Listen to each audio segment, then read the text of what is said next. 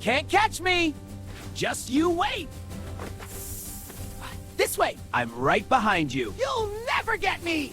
We'll see about that! Hey, Goeldi! Ready to explore this giant tree? Yeah, let's go! Look up there! I see something! Wow, it's beautiful! Let's go check it out! Race you to the top!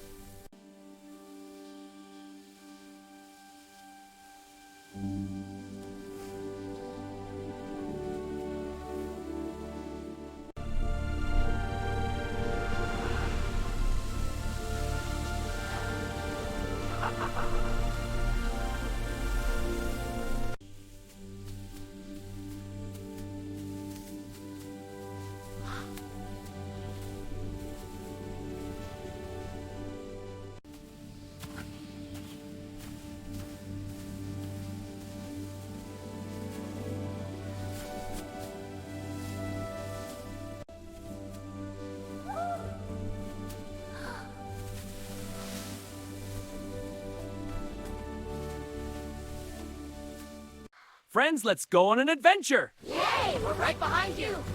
This way, over the big branch! Whee, so much fun! Almost there! Keep going! This way, I found something! Wow, what is it? Let's go see! Look! A hidden clearing! And a waterfall! This is the best!